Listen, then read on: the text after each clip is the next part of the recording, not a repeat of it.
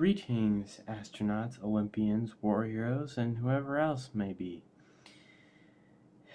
As you know, uh, I have missed the past couple of Mystery Domes, and COVID-19 is continuing to spread. It's becoming more and more of a problem, especially in my area, and basically all around the world. Italy is getting hit especially bad. It's getting worse in the United States now. China is starting to get better, which is good.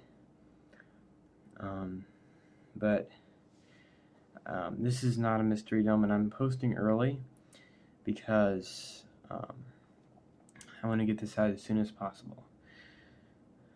So I am not doing the mystery dome for the foreseeable future. Instead, I will be doing news coverages that just summarize the kind of news that's been happening across the world right now, and what's going on with COVID-19 and what we can do to help. And I feel like that's more important than the things I would normally talk about on the Mystery Dome. So, first thing I would like to talk about is the shortage of supplies. So right now, as you know, in the United States, coronavirus is extremely bad. We have over 100,000 cases, confirmed cases so far, and it's continuing to grow. But we simply do not have the supplies needed for this.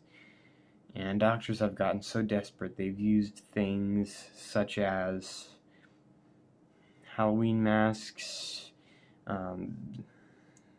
welder helmets. I don't know what those are called, but literally anything that can cover your face instead of masks. And masks are in huge short supply. They are, and President Trump doesn't seem to be acknowledging this problem. He's been very incompetent lately, especially with this issue. And also, this is a problem that especially impacts the elderly and the homeless. For several reasons, the elderly have more health problems. They experience many other like illnesses and breakdowns of their body, and the coronavirus has a much higher chance of killing them.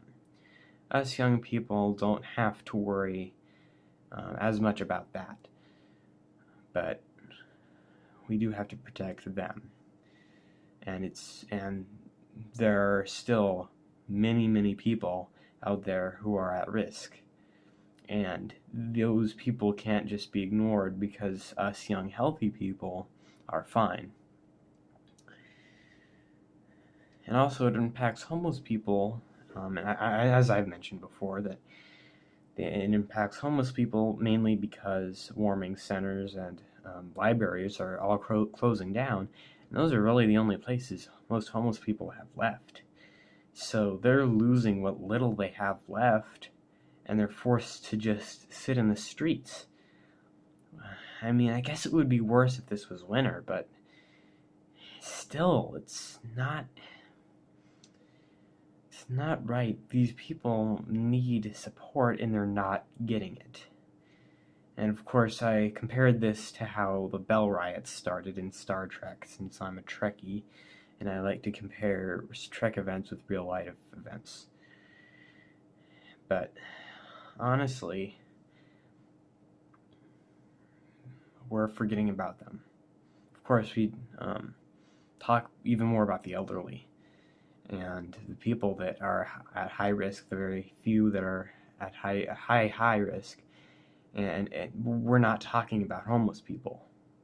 Barely anybody's talking about the homeless. Too many people are just thinking that they'll just be fine somehow, but they won't. Many homeless people are elderly as well, So they cannot be out on the streets because the streets are incredibly dirty, and if the coronavirus spreads even more rapidly, they have a much higher chance of being infected.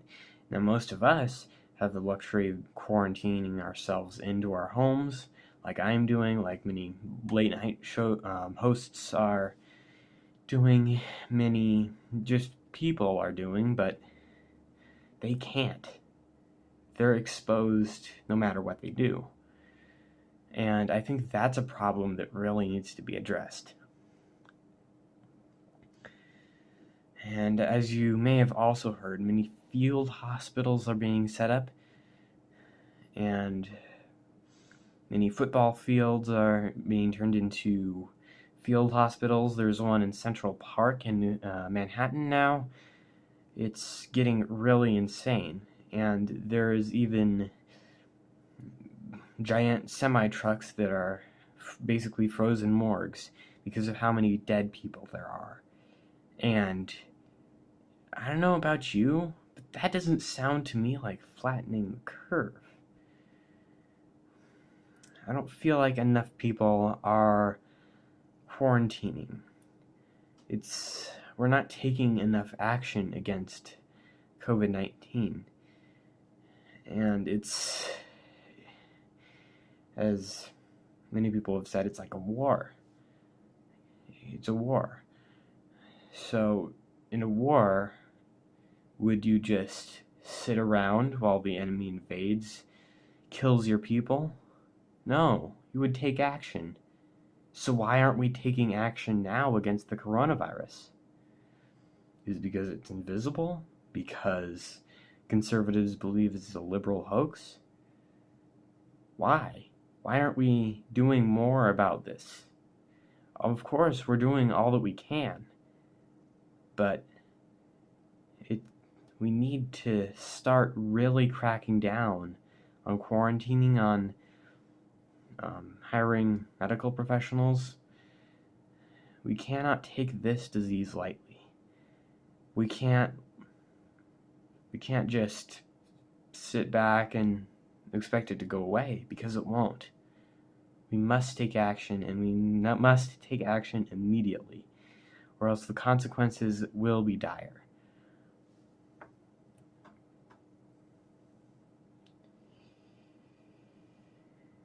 And COVID-19 is it's affected all our lives.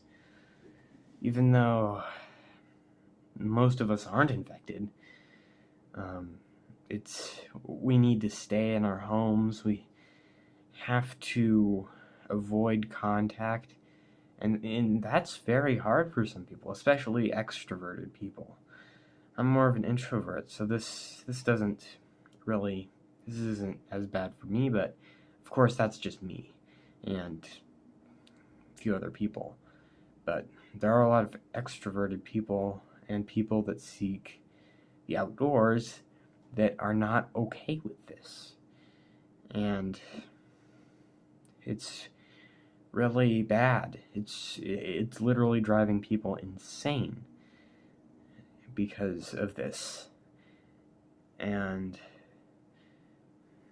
it's affected so much of our lives now that you just can't go very long without being reminded of how serious this is. Of course, as you know, many late night show hosts are doing their shows from home. Trevor Noah, Stephen Colbert, John Oliver, they're all doing that. And it's something that, it's great that they're still doing that and that they're staying in their homes. They're the exact kind of people that we need. And this may not be, I'm sorry if my video is not high quality or interesting. It's just, I can't find much to say that hasn't already been said by people before. That was all coronavirus stuff, but there are a couple other stories I'd like to talk about. First of all, on Sunday night, John Oliver did a bit after talking about the coronavirus about an art festival in south central Pennsylvania near 1992, and the artwork of a man called Brian Swords, who has created very, let's just say, interesting paintings. And John Oliver has said that if he gets his hands on one of these paintings, he's going to put it in the background of his show.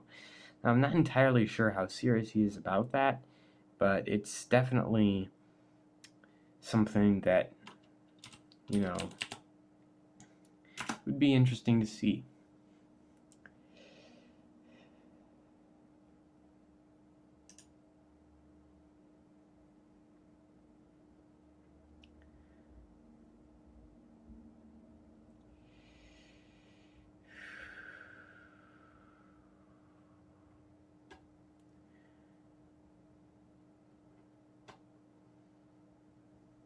Wow, there's really not much to talk about that isn't coronavirus. But, we've all reacted to things differently, and we're all doing our part. I hope you watching this at home are doing your part by staying at home.